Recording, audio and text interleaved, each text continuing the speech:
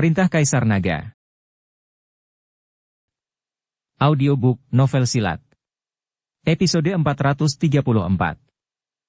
Meskipun Gunung Iblis Surgawi memiliki banyak kultivator iblis dan masih banyak monster, Dev Chen telah ke tempat ini berkali-kali, dan beberapa tempat sangat dikenalnya, jadi dia tidak takut. Ditambah dengan kekuatan Dev saat ini, para kultivator iblis atau monster yang tidak memiliki mata panjang mencari masalah, mereka hanya mencari jalan buntu. Tingkat 5 di alam Mahayana bukan lagi lawan Dev, jadi apalagi yang ditakuti Dev. Di seluruh dunia surga dan manusia, tidak banyak biksu tingkat 5 atau lebih di alam Mahayana. Di puncak alam Mahayana, mereka hampir menjadi tak terkalahkan. Seperti para biksu di alam transformasi keabadian yang telah lama berhenti memperdulikan urusan duniawi dan berkonsentrasi pada kultivasi, menunggu untuk naik menuju keabadian, bagaimana mereka masih bisa menunjukkan wajah mereka di mana-mana. Setelah 2 hari 2 malam terbang, Dev merasakan sedikit kelelahan. Sosoknya turun kembali ke tanah dan mulai mengisi kembali kekuatan spiritual di tubuhnya. Untungnya, Dev Chen memiliki banyak sumber daya sekarang, jadi dia tidak takut konsumsi dalam jumlah banyak sama sekali. Setelah menambahkannya, Dev Chen mengambil peta itu dan melihatnya dengan cermat lagi. Konon luas lingkaran ini sudah tercapai, tapi sepertinya tidak ada yang berubah di sekitar. Dev Chen melihat sekeliling, hutan lebat, suara monster yang terus-menerus. Itu sama dengan tempat lain di Gunung Iblis Surgawi, dan tidak ada yang istimewa darinya. Dev Chen melompat dan terbang ke depan lagi. Tetapi pada saat ini, Dev tidak menyadari bahwa di dalam kehampaan, ada formasi pembatasan yang tampaknya tak ada habisnya, yang menyatu menjadi satu dengan sekitarnya, dan itu tidak dapat dilihat sama sekali. Tubuh Dev melewati batas, dan tidak ada yang aneh dengan itu. Tetapi ketika Dev Chen melewati formasi pembatasan itu, tubuhnya tiba-tiba jatuh, dan kemudian area sekitarnya menjadi ruang gelap. Dev Chen mengerutkan kening, dan tubuhnya dengan cepat mundur. Dia tidak tahu di mana dia secara tidak sengaja membobol, jadi dia harus segera berhenti. Tapi Dev mundur untuk waktu yang lama dan menemukan bahwa sekelilingnya masih gelap, tanpa perubahan sedikit pun.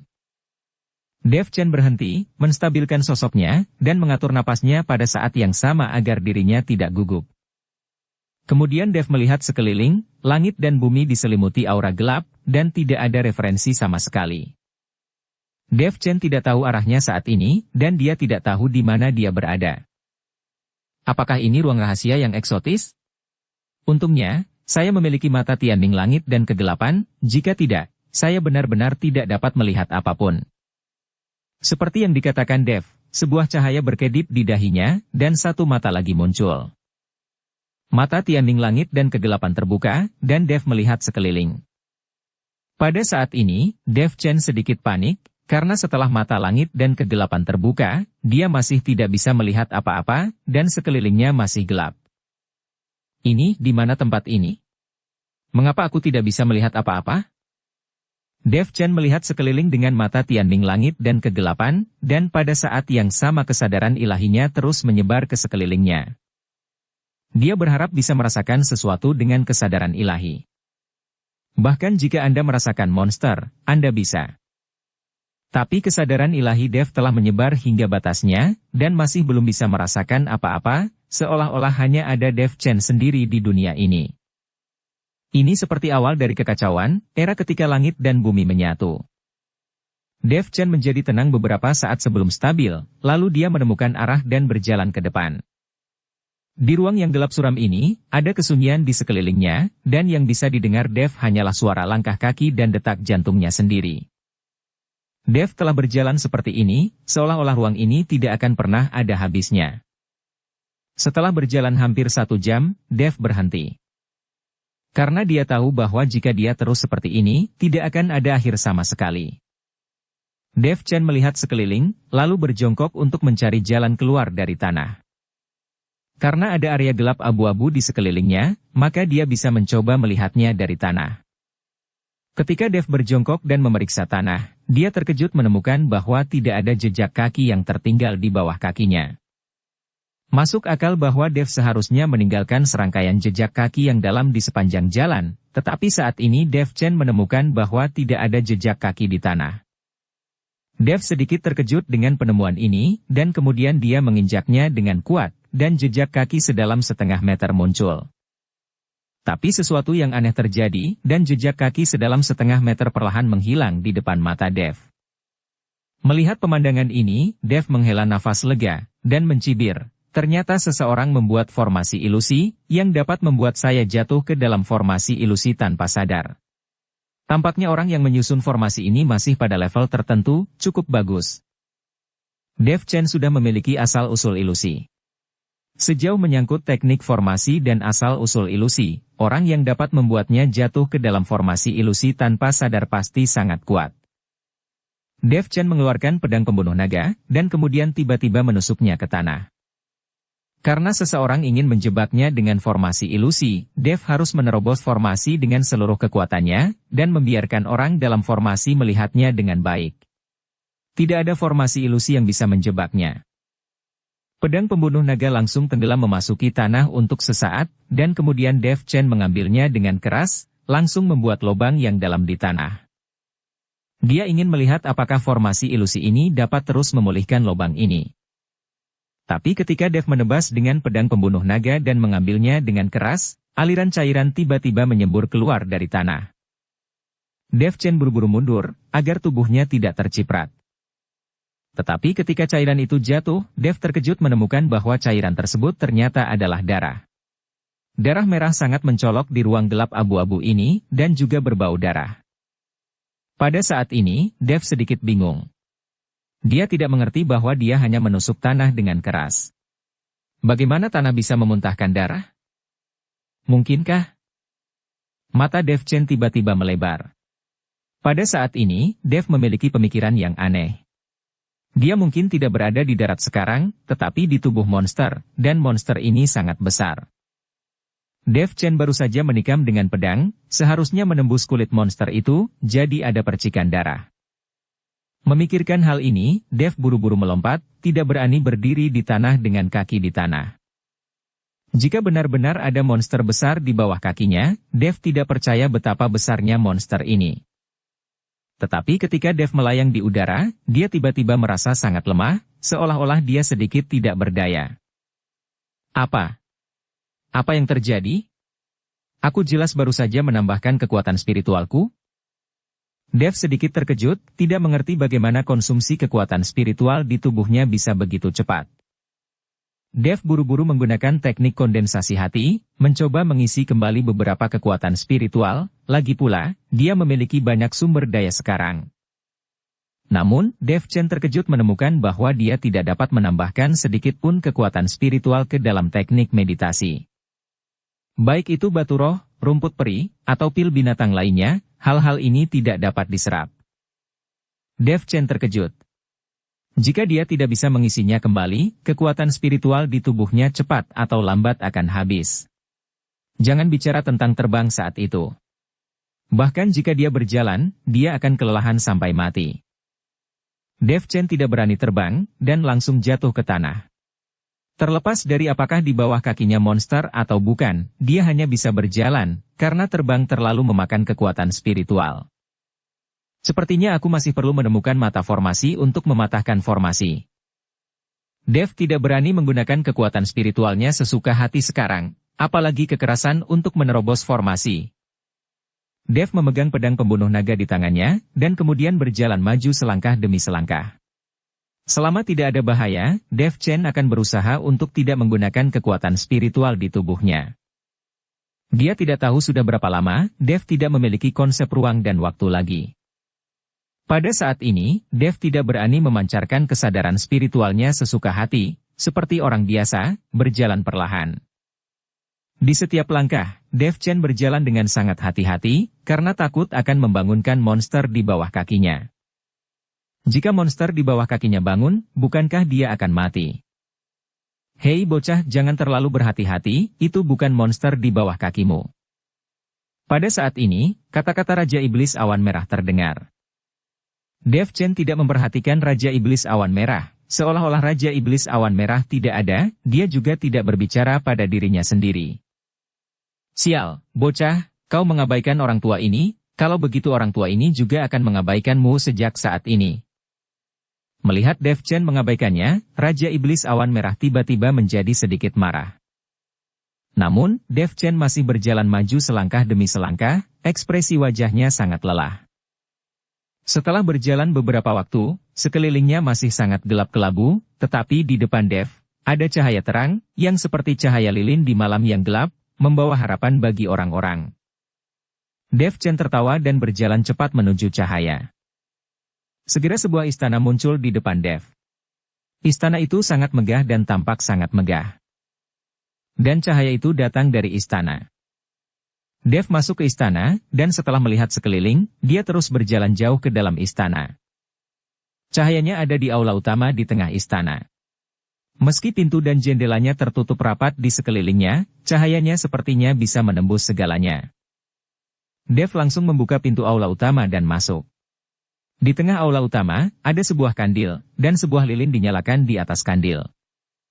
Sangat aneh bahwa cahaya yang dipancarkan oleh lilin seperti itu dapat dilihat dari jarak jauh oleh Dev, dan dapat menembus rumah-rumah.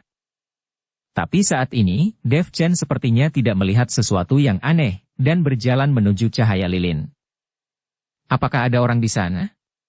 Apakah ada orang di sana? Dev Chen berteriak sambil berjalan. Karena ada cahaya lilin, pasti ada seseorang di sini. Tidak ada seorang pun di sini, hanya dirimu sendiri. Pada saat ini, sebuah suara tua datang dari semua sisi aula. Dev Chen berhenti, melihat sekeliling, lalu bertanya. Bukankah kau manusia? Jika kau bukan manusia, bagaimana kau bisa mengucapkan kata-kata manusia? Pihak lain jelas terkejut sejenak, dan kemudian tertawa, saya bukan manusia, saya adalah dewa, dan saya adalah dewa yang mengendalikan hidup dan mati Anda. Setelah kau sampai di sini, saya akan mengendalikan hidup dan mati Anda.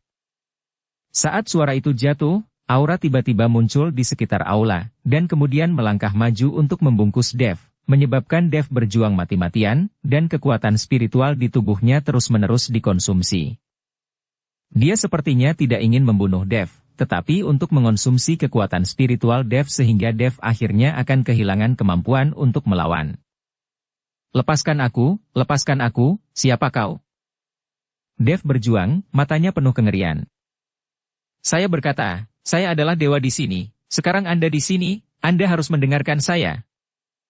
Suara tua itu sedikit bangga. Dev terus memohon belas kasihan, berjuang mati-matian, kekuatan spiritual di tubuhnya hilang dengan cepat, dan pada akhirnya Dev bahkan tidak memiliki kekuatan untuk bergerak. Dev Chen jatuh ke lantai dengan lemah, terengah-engah, dahinya berkeringat dingin. Pada saat ini, auranya telah hilang, dan cahaya lilin di aula menjadi lebih terang. 3 sosok perlahan muncul di aula utama, dan salah satunya, seorang lelaki tua berjubah, menatap Dev dengan bangga. Berapa banyak ini? Orang tua itu bertanya pada seorang pria paruh baya dengan jubah hijau di sampingnya.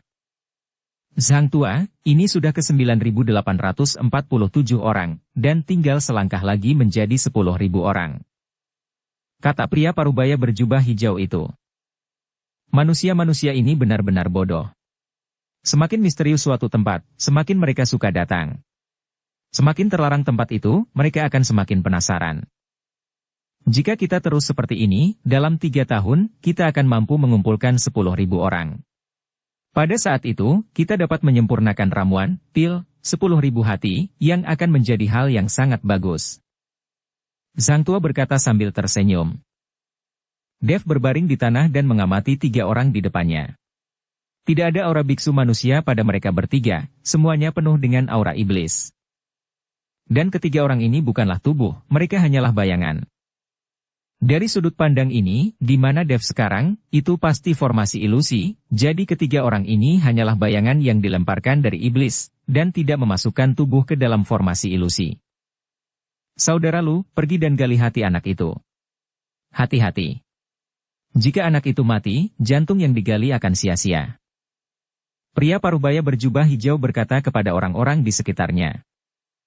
Saudara Lu mengangguk, memegang pisau tajam di tangannya, sepertinya dia akrab dengan cara itu. Melihat saudara Lu datang dengan pisau, Dev berdiri dari lantai dengan senyum di wajahnya. apakah kau masih memiliki kekuatan untuk berdiri? Sang tua bertanya pada Dev dengan heran.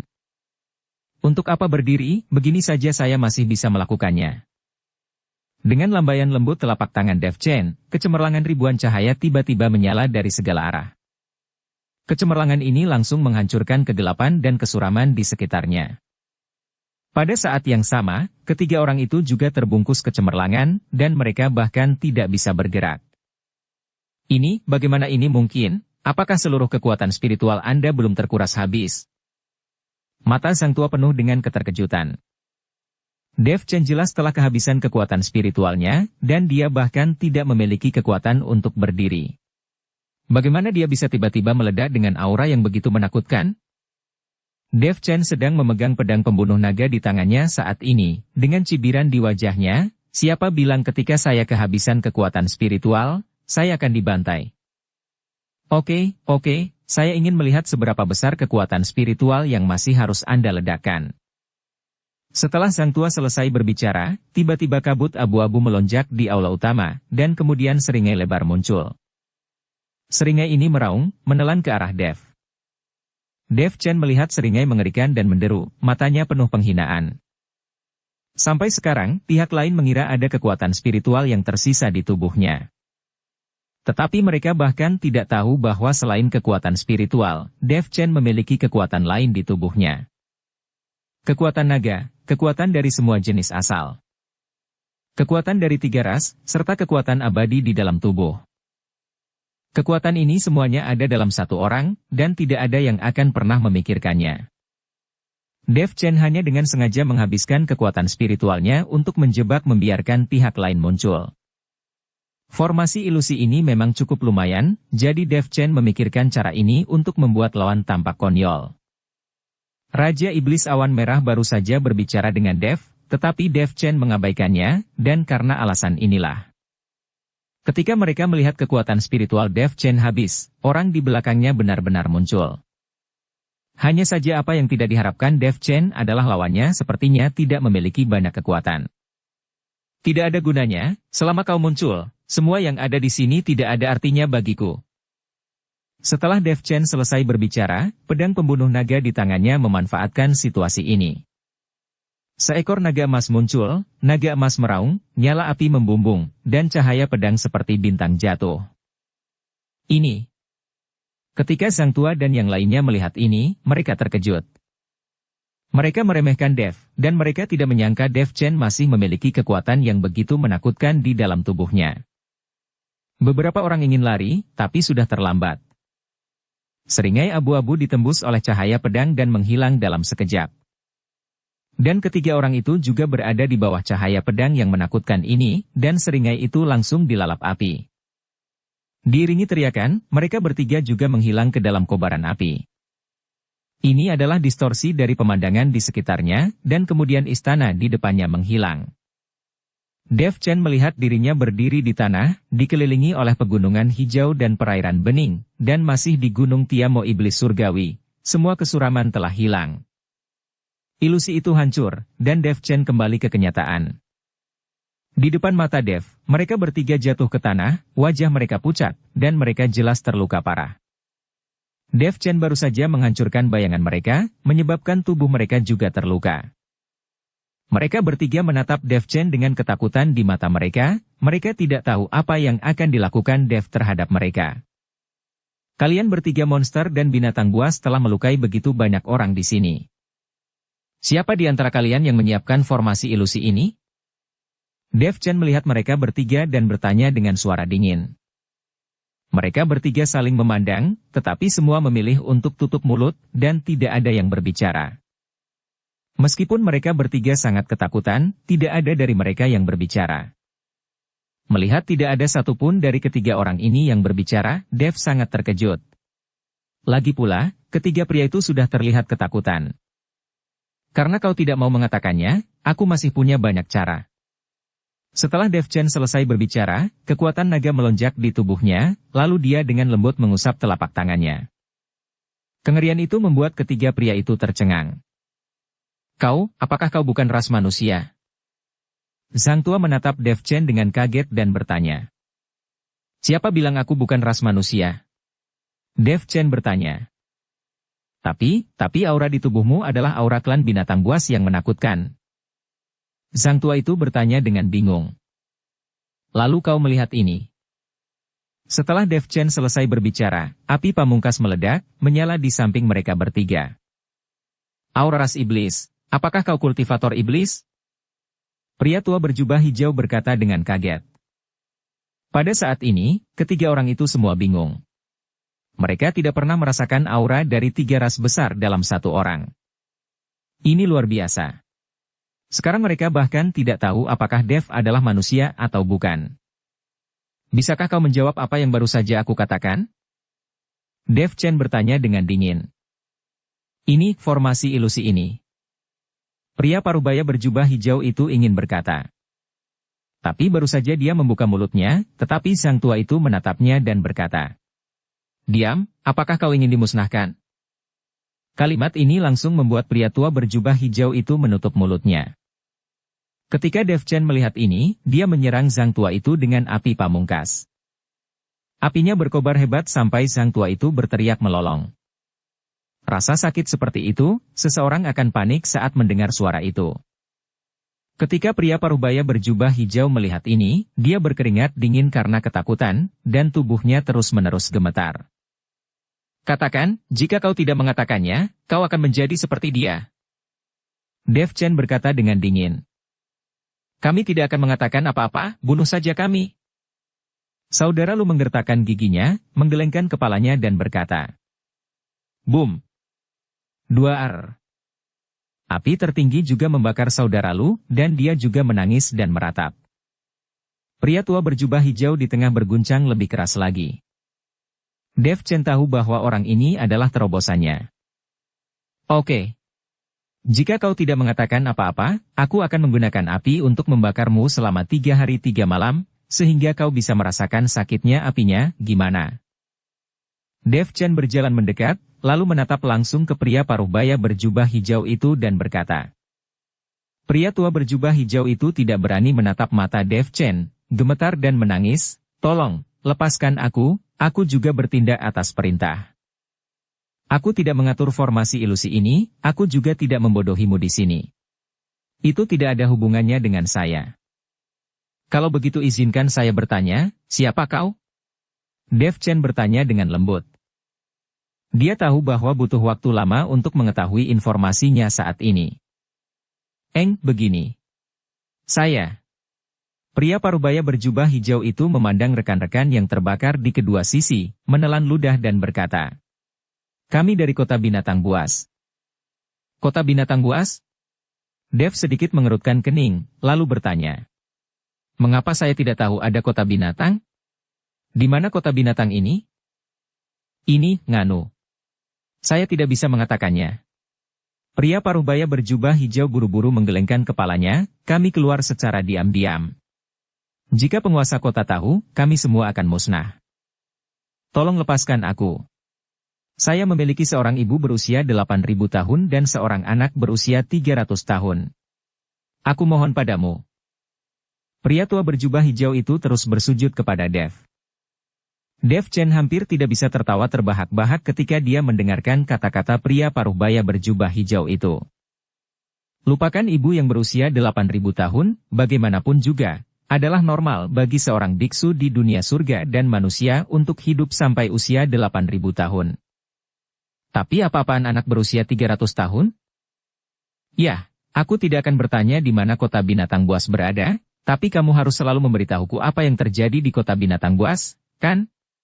Saya sangat penasaran, karena saya telah melakukan perjalanan ke Gunung Tianmo Iblis Surgawi puluhan kali, dan saya belum pernah melihat kota manapun di daerah ini. Dev Chen tidak bertanya terlalu keras, jadi dia berkata santai. Setelah perang dewa dan iblis, kota binatang buas kami disembunyikan, dan semua warga kota binatang buas tidak diizinkan pergi begitu saja. Formasi ilusi ini juga dibuat oleh penguasa kota kami, hanya untuk mencegah seseorang tersesat ke kota binatang buas. Kami bertiga diam-diam menggunakan formasi ilusi untuk berburu manusia, hanya untuk memurnikan pil 10.000 hati Wansin. Dukung channel Novel Silat dengan subscribe, follow, like, komen dan share. Pria tua berjubah hijau melihat bahwa Dev juga sangat banyak bicara, jadi dia sedikit mengendurkan kewaspadaannya. Mungkinkah di kota binatang buas ini, ada semua ras binatang, dan tidak ada ras lain? Dev terus bertanya. Pria parubaya berjubah hijau menggelengkan kepalanya, tidak. Dev Chen melambaikan tangannya, dan api tertinggi pada sang tua dan saudara Lu padam, dan mereka berdua terngangah. Ketiga orang ini semuanya adalah alam Mahayana, dan pria tua berjubah hijau dan saudara Lu ini adalah biksu di alam Mahayana. Dan alam sang tua lebih tinggi, tingkat 3 di alam Mahayana. Apa kekuatan kalian bertiga adalah orang kuat di kota binatang? Dev bertanya. Sang tua dan saudara Lu tidak mengucapkan sepatah kata pun, dan pria tua berjubah hijau itu berkata. Ini sedang. Di kota binatang, ada banyak orang yang lebih kuat dari kami. Ketika Dev Chen mendengar ini, dia menarik napas dalam-dalam. Sekarang dia akhirnya tahu mengapa para klan binatang di dunia surga dan manusia lemah, jadi mereka semua bersembunyi. Seperti Ihe dan 3 kaisar dan 4 raja, titel mereka kedengarannya luar biasa, tetapi sebenarnya mereka semua hanyalah kekuatan di alam kesengsaraan transendensi. Dan manusia lemah, jadi mereka semua bersembunyi. Dengan kekuatan seperti itu, kamu juga bisa disebut kaisar di klan binatang. Para ras binatang dengan aura yang sangat luar biasa semuanya bersembunyi. Lalu di mana kota binatangmu? Dev bertanya saat setrika masih panas. Ketika pria tua berjubah hijau mendengar ini, dia buru-buru menggelengkan kepalanya dan berkata, saya tidak bisa mengatakan ini. Bahkan jika kau membunuhku, aku tidak bisa mengatakannya. Kau bisa membunuh kami. Sang tua itu akhirnya menarik napas dan berkata pada Dev. Dev Chen tidak memperhatikan sang tua itu, tetapi mengeluarkan peta itu dan meletakkannya di depan pria tua berjubah hijau dan berkata. Lihat tempat ini dengan lingkaran merah, ini seharusnya kota binatangmu, kan? Pria tua berjubah hijau itu terkejut, dan kemudian menatap Dev Chen dengan kaget. Apa? Kau? Bagaimana kau bisa memiliki peta? Melihat reaksi pria tua berjubah hijau itu, Dev Chen tahu dia benar. Dan pria tua berjubah hijau itu juga bereaksi dan berkata dengan tergesa-gesa, tidak, tempat di lingkaran merah bukanlah kota binatang kami, kau tidak perlu menebaknya. Namun, reaksi pria tua berjubah hijau saat ini hanyalah karena tidak ada perak di tempat ini. Hei bocah, izinkan aku memberitahumu, bahkan jika kau tahu di mana kota binatang kita, itu tidak berguna. Anda tidak dapat menemukan kota binatang sama sekali. Sang tua berkata pada Dev. Oh, benarkah? Dev Chen tersenyum kecil, oke. Kalau begitu biar ku tebak, mengapa aku tahu tempat itu tetapi tidak dapat menemukannya? Mungkinkah kota binatangmu berada di dimensi spasial lain, jadi Aki tidak dapat menemukannya dimanapun meski aku mengetahuinya? Setelah Dev Chen selesai berbicara, dia melihat reaksi pria tua berjubah hijau itu. Akibatnya, pria tua berjubah hijau itu tidak bereaksi, dan Dev Chen tahu bahwa dia salah menebaknya. Kota binatang ini seharusnya tidak berada di dimensi ruang lain. Karena tidak berada dalam dimensi ruang lain, tetapi tidak dapat ditemukan, hanya ada satu kemungkinan yang tersisa, mereka menutup-nutupinya menyembunyikan dengan formasi. Gunakan formasi ilusi untuk membingungkan orang yang mencari kota binatang, sehingga meskipun mereka menemukan tempat yang benar, mereka tidak dapat menemukan kota binatang buas. Karena tidak berada di dimensi lain, maka kota binatangmu harusnya diblokir oleh formasi ilusi untuk membuat orang tersesat di formasi ilusi, jadi orang tidak dapat menemukan lokasi kota binatang, itu seperti ilusi yang menabrak tembok. Penguasa kotamu adalah ahli dalam menggunakan formasi, jadi tidak sulit untuk melakukan ini. Dev Chen melanjutkan.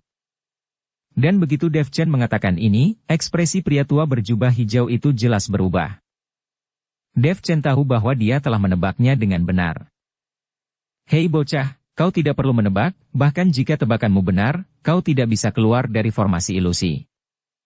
Jika bukan karena kami bertiga hari ini, kau tidak akan bisa keluar dari formasi ilusi ini. Zhang Tuo berkata dengan sangat marah. Dev Chen juga mengakui bahwa jika dia tidak menggunakan taktiknya sendiri untuk menipu ketiga orang ini agar muncul, tidak akan mudah bagi Dev Chen untuk mematahkan ilusi dan keluar dari formasi ilusi. Oh, kau benar, tapi sekarang apa yang aku minta kau lakukan, kau harus melakukannya. Setelah Dev Chen selesai berbicara, dia mencubit jari-jarinya, dan cahaya keemasan masuk ke tubuh mereka bertiga.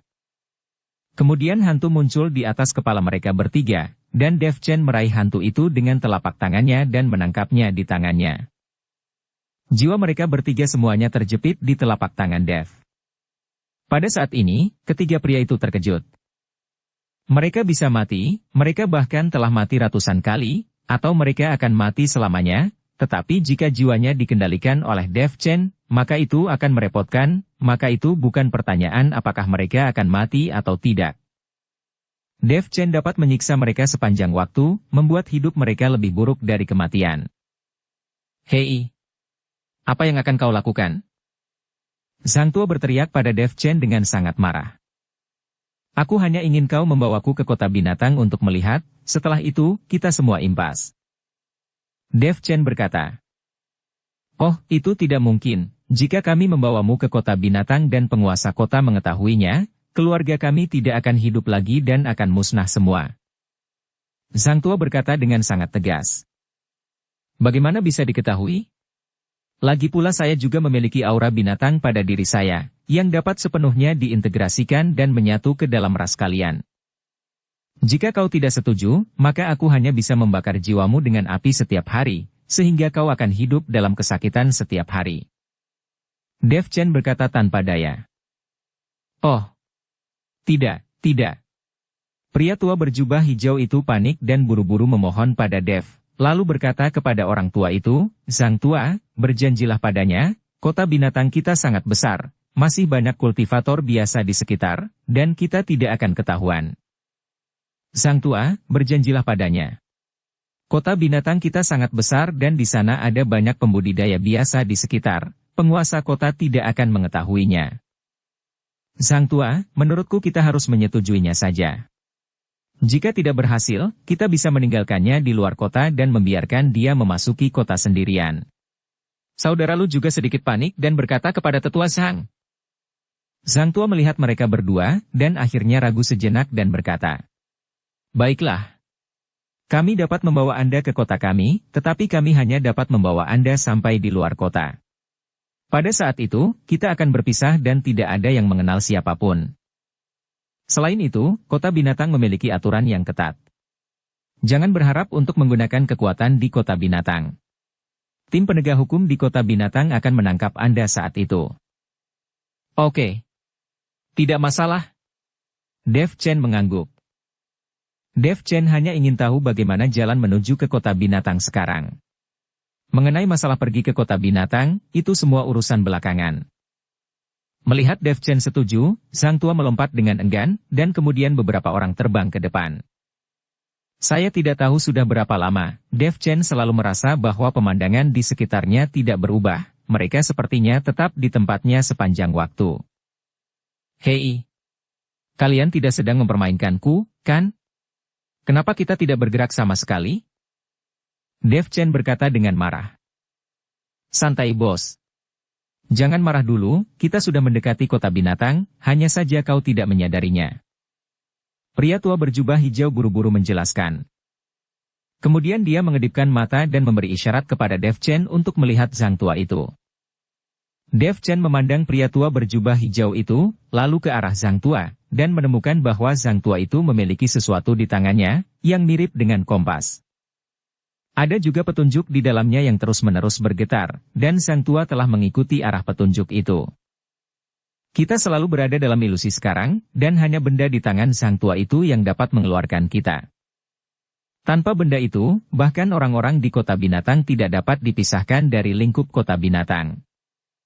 Benda itu diperoleh dari rumah penguasa kota dengan harga yang mahal untuk benda itu, jika tidak, mustahil bagi kami bertiga untuk keluar dengan bebas. Pria tua berjubah hijau itu berbisik kepada Dev dan berkata. Dia sengaja menyenangkan Dev, dan bisa terlihat bahwa dia sangat takut mati. Dev Chen mengangguk dan mengikuti mereka bertiga untuk jangka waktu yang lama. Segera, semburan cahaya putih melintas di depan mata Dev, dan kemudian sebuah kota besar muncul di depannya. Melihat kota di depannya, Dev Chen sedikit terkejut. Dia juga telah melihat banyak kota di dunia surga dan manusia, bahkan kota kekaisaran dinasti Xiao, Dev Chen telah masuk berkali-kali. Tapi kota di depannya berkali-kali lebih besar dari kota manapun yang pernah dia lihat. Dan di sekitar kota, ada banyak desa dan kota, besar dan kecil.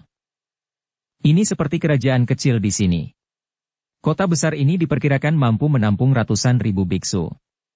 Sungguh sulit dibayangkan. Ini adalah kota binatang, jadi kau bisa melakukannya sendiri. Zhang Tua menatap Dev Chen dan berkata. Dev Chen mengangguk, lalu memberi isyarat dan mengembalikan jiwa mereka bertiga satu sama lain. Setelah mendapatkan kembali jiwa, mereka bertiga menghilang dalam sekejap, tidak mau tinggal bersama Dev bahkan walaupun selama 1 menit. Mereka bertiga berjalan kembali, dan Dev Chen menatap kota binatang di depannya. Kota binatang besar itu seperti mulut berdarah, terbentang mendatar di atas bumi yang luas. Dev Chen mendekati kota binatang, tetapi ketika dia masih agak jauh dari kota binatang, tiba-tiba ada gelombang aura, dan kemudian tubuh Dev Chen jatuh dengan cepat. Dev Chen tiba-tiba sedikit panik, dan tidak mengerti alasannya. Aura di tubuhnya sepertinya terhalang oleh sesuatu, menyebabkan tubuhnya mulai jatuh. Meskipun tidak ada perlindungan spiritual, tubuh Dev Chen tidak akan bermasalah jika jatuh ke tanah. Bagaimanapun, tubuh Dev sekarang sangat kuat sehingga kebal. Tetapi jika Anda jatuh seperti ini, akan sangat memalukan, seperti seekor anjing yang makan kotoran. Terbang tidak diperbolehkan dalam jarak 100 mil dari kota binatang, dan kau tidak tahu jarak dari titik pengamatan. Jika Anda membobol jarak 100 mil untuk terbang, tim penegak hukum akan datang ke sini. Saat Dev Chen terjatuh, seorang gadis berbaju merah dengan pedang di tangannya berkata kepada Dev Chen. Dev Chen melihat gadis itu tidak jauh dari dirinya dan turun dari udara. Dan ada biksu lain, semuanya turun ke tanah pada jarak yang sama. Sepertinya hanya Dev sendiri yang terpaksa jatuh. Oh sorry. Saya hanya sedang memikirkan sesuatu, dan tidak memperhatikan. Dev Chen buru-buru menjelaskan. Dia benar-benar takut orang-orang ini akan meragukan identitasnya, mengetahui bahwa dia sama sekali bukan dari kota binatang.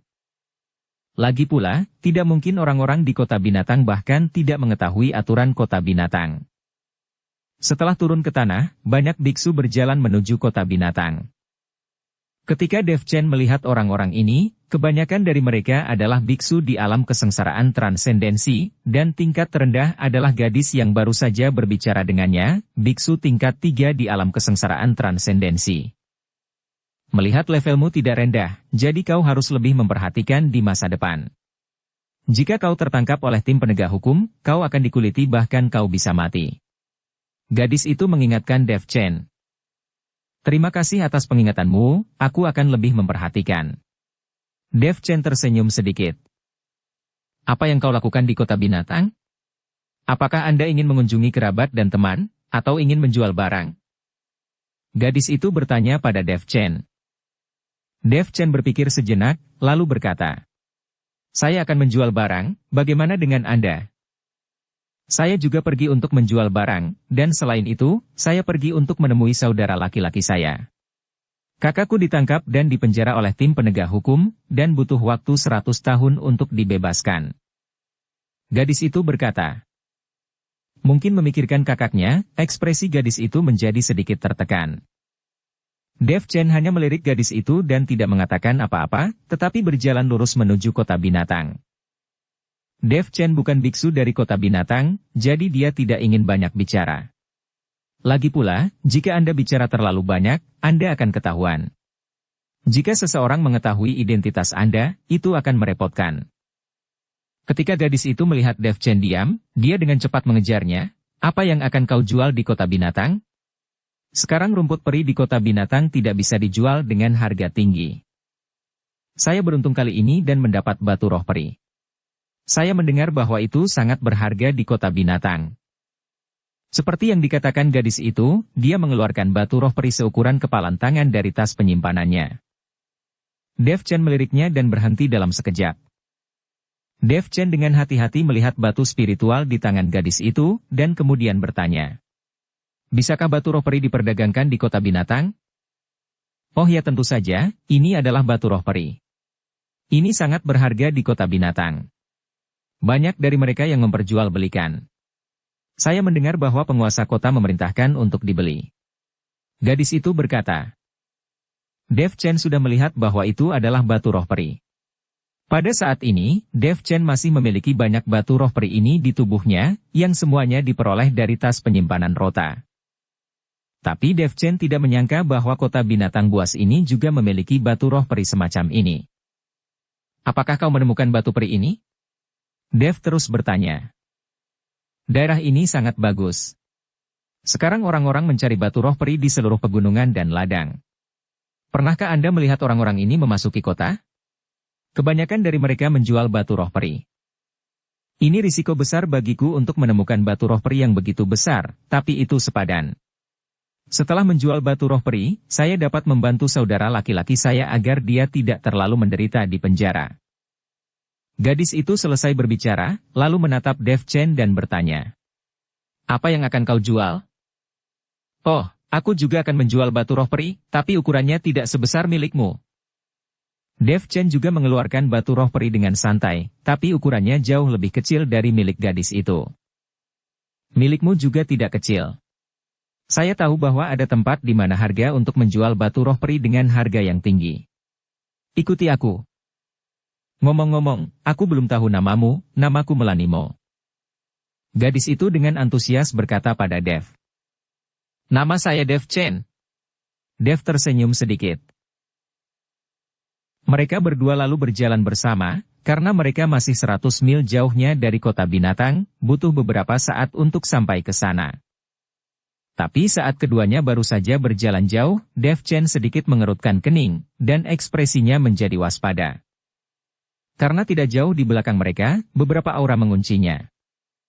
Tapi Melanie sepertinya tidak memperhatikan apapun, dia masih berjalan ke depan sambil tersenyum, mengobrol dengan Dev sambil berjalan. Saudari, kau mencuri batu roh peri putra sulung dan berani pergi ke kota binatang untuk menjualnya secara terang-terangan. Kau benar-benar tidak tahu malu. Pada saat ini, beberapa sosok bergegas keluar dari belakang Dev Chen dan Melanie, dan kemudian menghentikan Dev Chen untuk melangkah sejauh ini. Ketika Melanie melihat orang-orang ini, dia tidak takut. Dia mencondongkan tubuh ke arah Dev, dan kemudian berkata, Siapa yang mencuri batu roh peri dari putra tertua? Saya baru saja pergi ke kota binatang untuk menemui saudara laki-laki saya, jangan mencoba memfitnah saya. Aku akan pergi ke kota binatang bersama saudara Chen. Jika Anda mengganggu saudara Chen, Anda tidak akan bisa makan dan pergi. Semua orang ini memandang Dev, dan wajah mereka terlihat agak malu.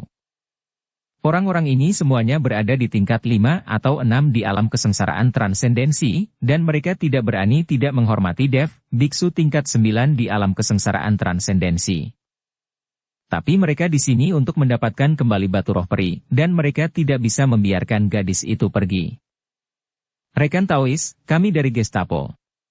Gadis itu mencuri batu roh peri putra sulung kami, jadi kami harus mengambilnya kembali. Saya juga berharap rekan Taois tidak ikut campur. Seorang biksu berjanggut melambaikan tangannya ke Dev Chen dan berkata, Kau berbicara omong kosong, ini batu roh peri saya sendiri, bukan milik putra sulungmu. Saudara Dev Chen, jangan dengarkan omong kosong mereka hanya melihat saya yang lemah dan ingin menggertak saya. Melanie meraih lengan baju Dev dan berkata dengan ekspresi sedih di wajahnya. Entah kau mencuri batu roh peri atau kau mengambilnya, itu tidak ada hubungannya denganku. Setelah Dev Chen selesai berbicara, dia langsung melepas tangan Melanie. Gadis itu terkejut, dan beberapa orang di Gestapo mengelilinginya. Saudari, keluarkan batu roh peri, kami bisa menyelamatkan nyawamu. Biksu berjanggut itu berkata. Kau benar-benar bukan laki-laki, dan kamu tidak tahu bagaimana menghargai kecantikan wanita. Sayang sekali aku telah bersamamu. Melanie memelototi Dev Chen dengan tajam, dan akhirnya dengan enggan mengeluarkan batu roh peri. Setelah pria berjanggut itu mengambil batu roh peri, dia melambaikan tangannya dan langsung mengendalikan gadis itu. Kau! Bajingan, lepaskan aku, lepaskan aku! Aku telah mengembalikan batu peri itu padamu. Saya akan pergi ke kota binatang untuk menemui saudara laki-laki saya. Saya akan menemui saudara laki-laki saya. Melani berjuang, tapi itu sia-sia. Dev Chen memandang gadis kecil yang sedang berjuang itu, dan kemudian berjalan ke depan untuk menghalangi jalan para biksu. Rekan Taois, karena batu roh peri telah dikembalikan, maka beri aku wajah dan lepaskan dia. Bersambung ke episode 435. Dukung kami dengan subscribe, follow, like, komen dan share. Terima kasih.